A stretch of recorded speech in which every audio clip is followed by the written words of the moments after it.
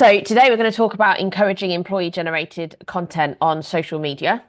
Um, let's start with a bit of a definition, as we love a definition here.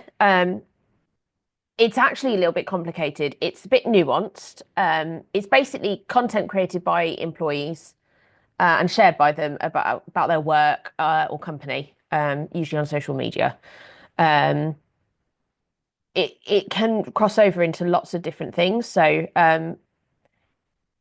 it's sometimes confused a bit with employee advocacy. The difference between them is that employee advocacy tends to be more what marketing teams curate for employees to share. So I brought in some examples for today from my friend Sasha. She's great at this. So she works at Quest. She's a recruiter. Um, as an example here of employee advocacy, Sasha's marketing team, the Quest marketing team, have made a PDF here for Sasha to share. They've clearly made that PDF and she's posting on her social accounts. Um, it's her personal social account, but it's LinkedIn, so you use it for work a lot. Um, so you could say that this is employee advocacy. But then here is a really good example of employee generated content. This is Sasha's used her own photo. She's talking candidly about her own experiences as a recruiter as bank holiday approaches. She's not mentioned Quest, but it's clearly implied because she's one of their, employees, and she's talking about her work. This is a good example of EGC. And I will say apologies if I say ECG accidentally. I'm going to try and get it right, but if I use the acronym wrong, please don't come at me. Um, so it's also possible for content to be both EGC and advocacy. This is another Sasha example. She's created content for her own LinkedIn connections here, which Quest marketing team should be sharing. She's tagged them in. So that's her audience, and then Quest's audience, their marketing team can share it to their followers. So this is when she's demonstrating both EGC and advocacy. So whatever, like, and in the examples that I'm going to go into later in this as well, whatever you see when you're seeing EGC, sometimes the definition's a bit nuanced. Basically, if your employees are creating it, then that you could say that that's employee generated content, but there is nothing stopping you saying that if as a marketing team you have a direct influence on what is being said, even if you're creating templates and stuff for them. But let's go on a little bit more. So what is it usually consist of? It can be photos, videos, social posts, and even blogs, case studies, things for your SEO that you can then share on your socials. So it doesn't just have to be TikTok videos. It can be anything about their work, company culture, project they're involved in, events, behind the scenes moments. So even if they're not actively promoting the company, if they're posting about their experience at work, that's EGC, really. Um, so why is it suddenly so popular? It seems like every TikTok I looked at about it when I was doing research for this was saying, here's a new trend, here's a new thing you can do, this is the new marketing technique that's kicking off. It's been around for ages. Um, it's in many forms. It has been around for quite a long time, but I think it's because it works, and the companies who jumped on it earlier are seeing incredible results from it that are getting noticed by a lot more people, and it's becoming more popular. And I also think that it's mostly been confined to LinkedIn. And over the last few years, especially since TikTok has arrived, more companies are leaning into that, and it's leaving LinkedIn and going into more mainstream and more fun, informal social channels. Whereas it was a little bit confined to LinkedIn beforehand. So it works. It's often easy. There are things when it can be more difficult, but we'll touch on some of the challenges later. Um, and it's usually cheap. Um, there can obviously be some cost to it as well, but most of the time this is why it's such a good technique to use. It works, it's easy, and it's cheap to do. A bit more detail about why it works. It humanizes your brand. People trust people, not logos, and it mixes things up. When people are used to just seeing your brand content, to have EGC in there is way more variety, um, makes it a bit more authentic feeling. It can build employee pride and morale, especially if people are sharing it internally. If there's like an internal comms channel that people are doing their EGC between. It boosts organic engagement and reach. There's no denying that. And I've got some statistics for you in a second. And it makes recruitment easier because people, like a lot more people, want to see the actual business before uh, they want to see more behind the scenes stuff before they apply for jobs. And if they get a feeling from a brand that they really want to work there because of the EGC, then you're going to have way more candidates coming to you rather than you having to reach out to them.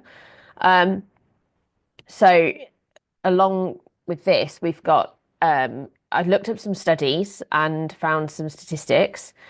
87% of respondents reported feeling more connected to brands whose employees share information about the company. Their employee profiles see 10 times more followers than brand accounts. And this is, I mean, we've known that this is true on LinkedIn for a long time because that's just the way um, people prefer to buy from people, not company pages. And company pages have a place on LinkedIn. But if any of you have any, like, if you deep delve into how LinkedIn works, you see that personal profiles are way more popular for getting bigger followers. And users are 8 times more likely to engage with EGC than brand created content. So it is a very useful technique and marketing method. But how does it fit into the overall marketing strategy? Um, it supports multiple goals across the business, you know, recruitment, culture building, awareness, lead generation, sales, all of that. This taps into really well. Um, it adds authenticity and enhances brand created content, um, which is a part of the marketing strategy. It doesn't stand alone, it's complementing the whole strategy, all of your other marketing techniques. You don't want to just focus on this, but it adds authenticity to the brand created content that you're already doing. It fits authentically into a company culture pillar, if that's one of your pillars of marketing. It's easily repurposed because you can reuse it in newsletters, blog posts, company channels, different social medias, depending on what the content is, but it is easy to repurpose. It often overlaps with employee branding and internal comms, so it works well internally and externally. But you need to, as with anything in a marketing strategy, you need to prepare for the worst. So when you're fitting this into your overall marketing strategy, you should already have an established relationship with a PR company, especially if you're working on your SEO, because PR companies are very good for providing natural backlinks. And so if you're going to start doing EGC, having an established PR company that knows what the plan is if something goes wrong is part of this strategy. So you need to think about how it fits into that side of things as well, not just the outgoing, but like risk mitigation and policies and other bits and pieces that happen with, guidelines of what people are going to post and stuff. But we'll talk about that again in a little bit. And basically, if you're approaching this from an overall marketing strategy perspective, don't bite off more than you can chew. So a lot of EGC comes from huge companies with hundreds of Gen Z employees. I mean, if you think of Currys, Marks and Spencer's, Waitrose, like a lot of the supermarkets, for example, they've got hundreds of employees who are all of a certain generation, or not all of them, but a lot of them are, who this kind of content creation, especially TikTok videos and stuff, comes very naturally to them.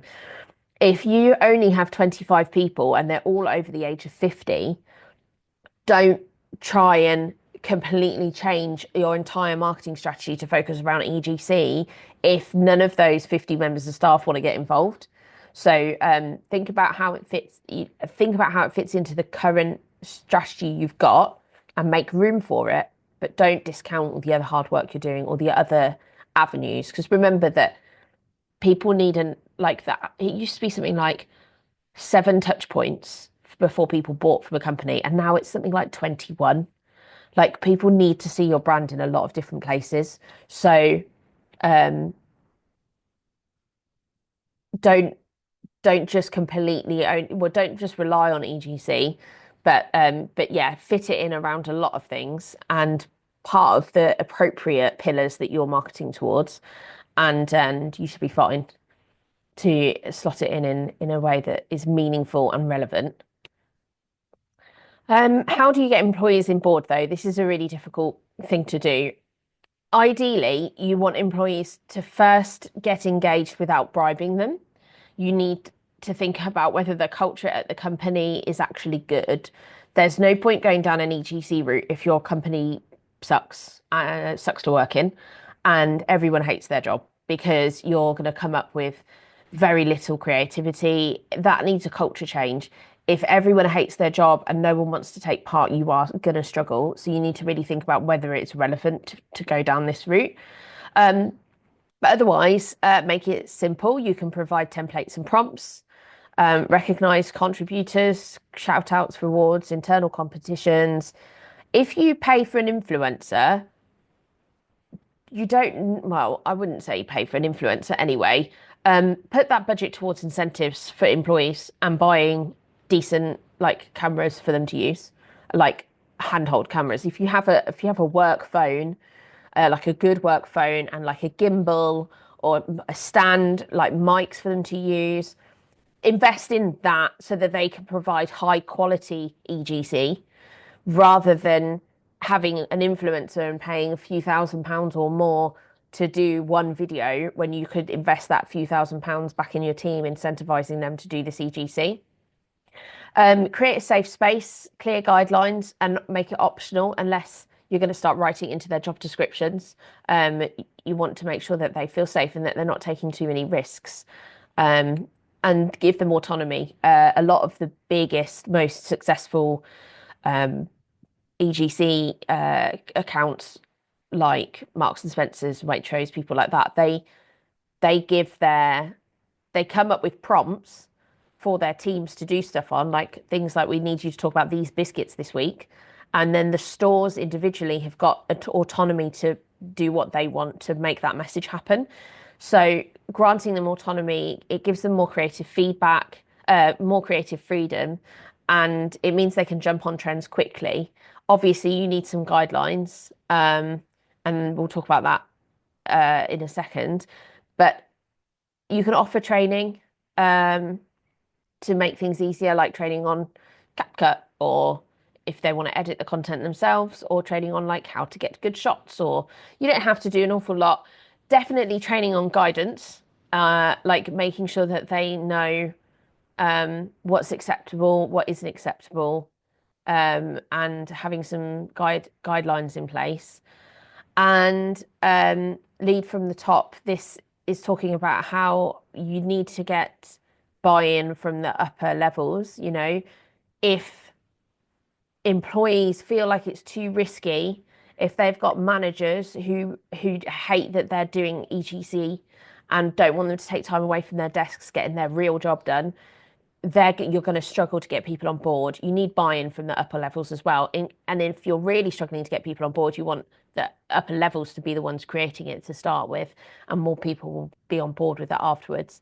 And then if you've got an employee who already has their own social following, like a YouTube channel or a really good TikTok, um, this is another side of EGC, is getting people with an established audience already to do EGC for your business.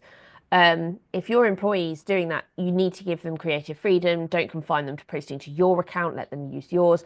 Let them use their own account. And that's maybe when you also need to think about policies there about who owns the content when that person leaves or something like that, or if something goes wrong. So the people who have got audiences already might feel like they're more likely to get on board if they are able to do it their way. So there's something to think about that with getting people on board. So here's some common challenges. How do you know which trends to pick? Here's like a little breakdown when you're looking at trends and working things out. Think about making sure they're relevant to the business, to your people, to your audience. Don't just jump on anything. Keep your employees comfortable. Don't make them do anything you wouldn't do. You can watch what's trending in your industry, looking at your competitors, stuff like that. Um, Adhering to standards. If you think this trend or video is going to go against your guidelines, don't do it. Having these guidelines in place is a really important thing.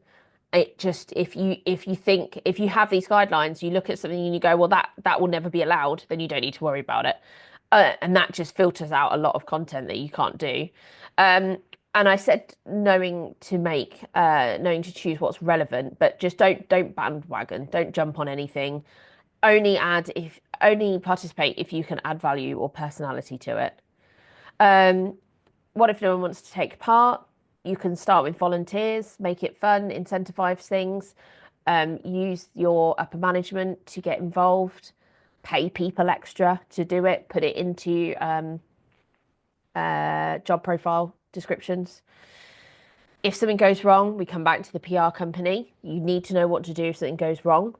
Guidelines and a kind of escalation plan, as well as, although you want people to be able to jump on trends, you do need people to also approve things. So you don't want to wrap it up with too much red tape, but you also don't want to go overboard. So um, you do need to find a bit of a fine line there with if something goes wrong.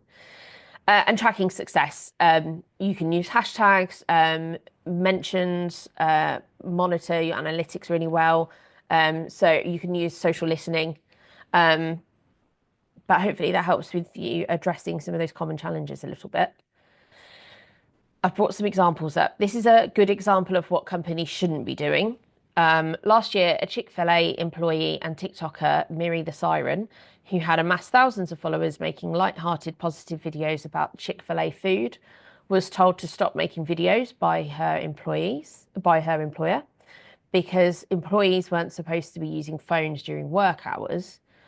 And she posted about it, and Shake Shack jumped on it and basically have employed her. From what I can see, she's left Chick-fil-A and now she's not working in a Shake Shack shop. She's like doing their social media. So that's created a new job opportunity for her. Chick-fil-A should have just carried on encouraging her and using that content because it was really, really popular. Here's a little small business, a scaffolding company in the UK, an esthetician brought a pink hard hat and started doing the socials for her boyfriend's scaffolding company, which has made them instantly recognizable and a huge return on investment. It's a small business, but it has made a big difference to them. And it's worth looking at examples, these smaller examples, if you're a small business, because it can be done. It's not just Marks and Spencer's, or in this next one, it is not just Asda, but this is a good example of a brand saying, yes, let's lean into this. In 2022, an Asda employee did a Strictly Come Dancing TikTok trend off her own back. She recently danced with Peter Andre in an Asda advert on the company account because Asda like fully embraced it. So like Waitrose, Marks and Spencer's, a lot of them really embrace it. But in this case, they took someone who was posting on their personal account with a lot of followers. To be fair, the video that she's got, you can see it's like 408,000 likes, which is really impressive. To then go on to the Asda account, which has less likes. That video's got less likes and it's got Peter Andre in it. But it just goes to show that when you're really leaning into it. I mean, these are just screenshots, so it's no indicative of what the actual analytics were. But when Asda have really leaned into it, that person's not been fired. She's not been told you can't do that while you're working. This is a really good example of what making it work. And then curries, they've almost become synonymous with EGC. And here's an example that I just thought you would enjoy. Hopefully you can hear it.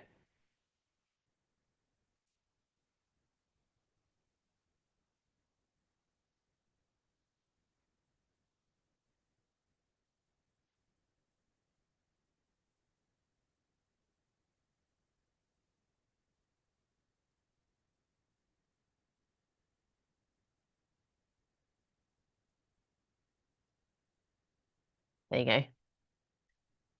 So there you go. That's the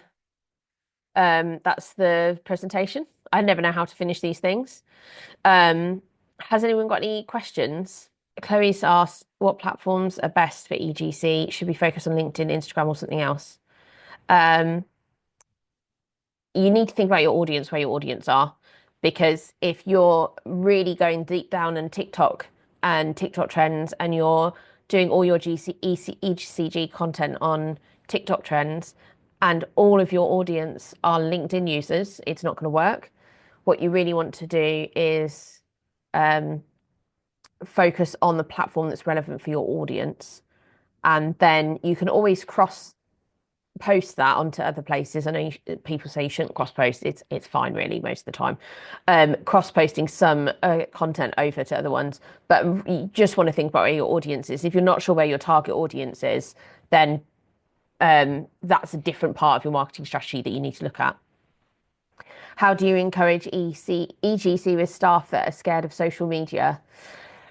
Do you know what I think I would do is I would show them great examples of people who are like them doing it. So if you've got, especially let's say an older generation of workers who really don't want to do it, there's so many examples of people their age who are getting involved. Like Marks and Spencers and Waitrose, they keep coming to mind because I've obviously been doing a lot of research and I've watched a few of their videos. I like showing them what people are doing and how much fun it looks like they're having on it. Obviously, you can't force people, but if you do get people who are like, I don't want to use social media and I don't use it and I don't see why it's relevant and I don't know why we're doing it. When you show them the stuff that other people are doing, like funny videos, and you're like, these are just normal people. They're not being paid any extra to do it. They're just doing it because they like the job, they like the culture, they want to be funny, they're like getting involved. It's good team stuff. But I would definitely find some funny, good videos that are relevant and show them to your colleagues and see if they come round a bit after they've seen other people that are like them doing it. Is it still as useful for B2B businesses? Yeah, for sure. Especially if you're LinkedIn, if you're LinkedIn, if your audience are like on social media, like if your B2Bs are using social media like on LinkedIn, if you're trying to attract procurement managers or sales managers or people in charge of buying stuff for your business, for businesses, B2B or selling services, they all still use social media. You might find that they use LinkedIn more, but they also might still have Instagram accounts. They might still have TikTok accounts. Like if you're trying to target salespeople in a recruitment firm, then let's say a lot of them will be on TikTok because they're probably going to be quite young. This is generalizing, but let's say a lot of the salespeople who are in a recruitment firm, they might be quite young, so they're probably on TikTok already. So doing stuff on TikTok that reaches them is a good idea. It is really where your audience are, where they're spending their time that makes it relevant. B2B, it's still very, very relevant. You're just thinking about the audience in a slightly different way there. Right, so I think we've reached 20 minutes for sure. If you have any other questions or you want to talk about this in more detail, just send me an email and we can talk about it in more depth. But and also if you come across any great examples, like send them to me because I love seeing things like this. Like I had a good laugh doing the research for this, so thank you. Thank you for suggesting it, Sarah. Oh, I'm glad you found it helpful. Thanks, Sarah. Cool. Well, have a nice day, everyone, and yeah, keep in touch and sign up for the next one, which is making the most out of your Google My Business profile. Take care. Bye bye.